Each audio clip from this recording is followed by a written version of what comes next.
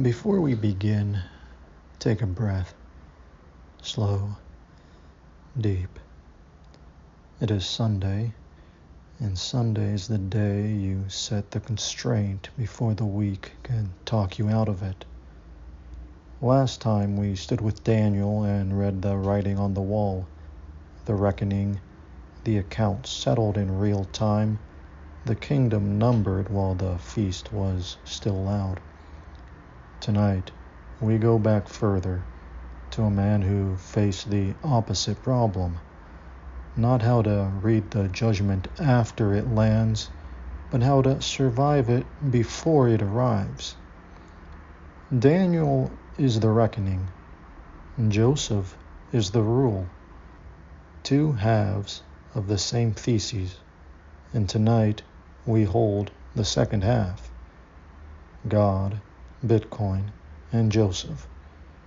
This is an episode about the discipline you bind yourself to before the famine, and why the hardest place to keep that discipline is not the lean years, but the fat ones.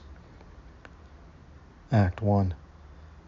Joseph, the man who stored against the future. Pharaoh dreamed, and the dream would not leave him. 7 fat cows, sleek and strong, coming up from the river, and behind them 7 gaunt cows, all bone and hunger, and the lean devoured the fat and were no fuller for it. Then 7 full ears of grain on a single stalk, and 7 thin ears, scorched by the east wind, and the thin swallowed the full. The magicians of Egypt could not read it, and they brought up an exile from the prison, a slave with a name no one in the court would have chosen, and Joseph read it plain.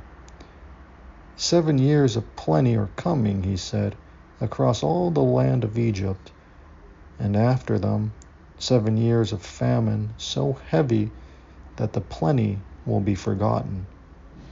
But Joseph did not stop at the prophecy. Any frightened man can warn off scarcity. Joseph gave a rule. Take 1/5 of the harvest, he said, 1/5 of every harvest in every year of plenty, and store it under the hand of the king against the years that come. Pharaoh set him over all of Egypt for it, and Joseph stood grain like the sand of the sea until he stopped counting because it could not be measured. Then the plenty ended, exactly as it was written, and there was bread in Egypt when there was bread nowhere else, and the whole earth came to Egypt to buy.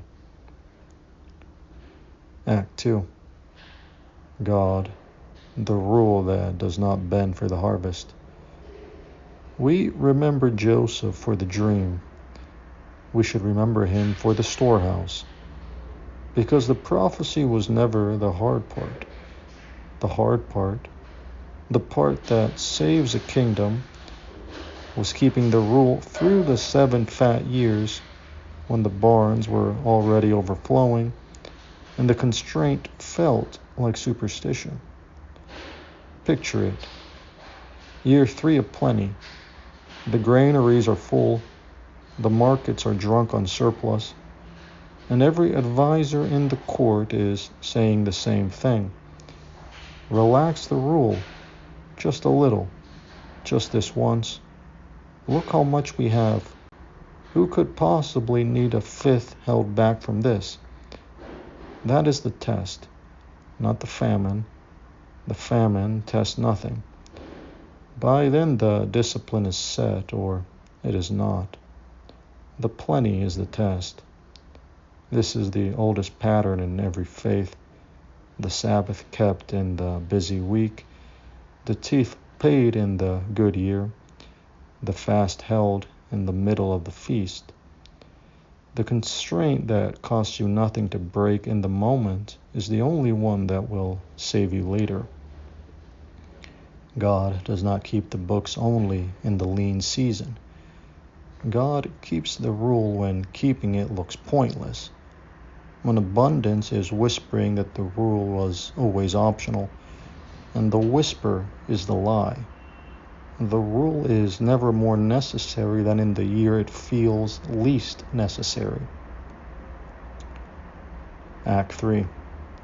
Bitcoin, the granary that cannot be rated. Here is the strange thing, the thing that should make you sit up. We built one. Humanity built a storehouse with the rule fused into its walls, a granary that keeps the fifth in the boom and the bust alike, and no king can talk it into opening early. 21 million, not one more. That number does not move when the price triples in a year of plenty, and it does not move when it halves in a year of famine. Every other money does the opposite of Joseph. It stores a fifth in the lean years, austerity they call it, and it eats the seed corn in the fat ones. A little more supply, just this once. An emergency measure that never ends. A stimulus that quietly becomes the meal. Pharaoh could have raided his own storehouse the moment he was hungry or proud or afraid, and most kings did exactly that. What stopped him, the one time it worked, was a rule placed above the throne, administered by a man who answered to something higher than the appetite of the powerful. That is what Bitcoin makes permanent. The granary where the rule is enforced in code, no vote to relax it, no exception for the king. No, just this once. 7 fat years cannot move it, because it was bound in advance, and the binding is the whole point. That is the heresy the empire cannot forgive, a money that keeps the rule through the boom. Act 4.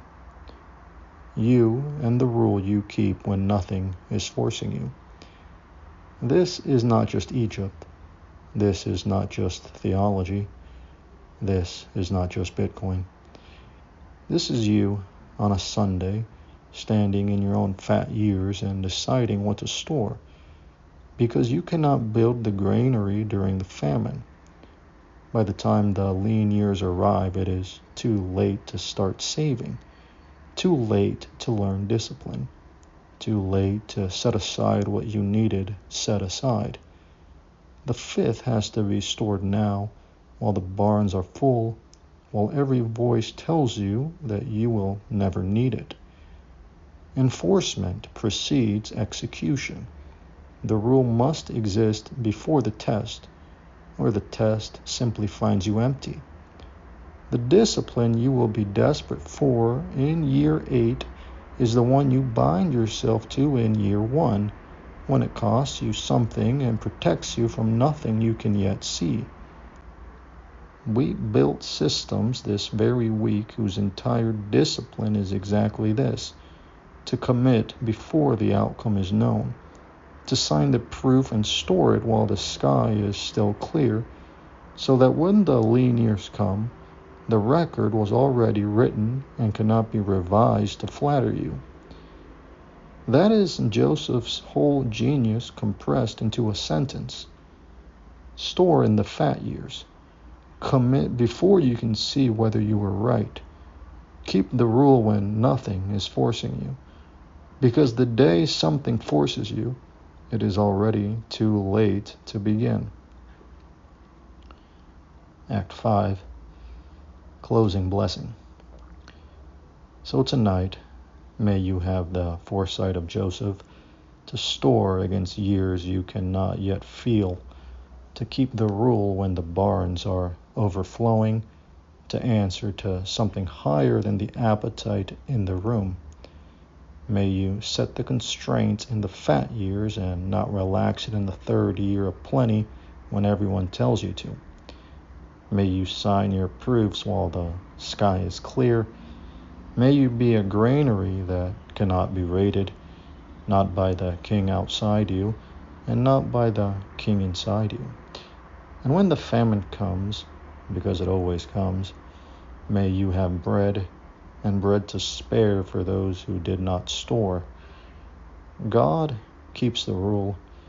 Bitcoin keeps the rule. The disciplined keep the rule.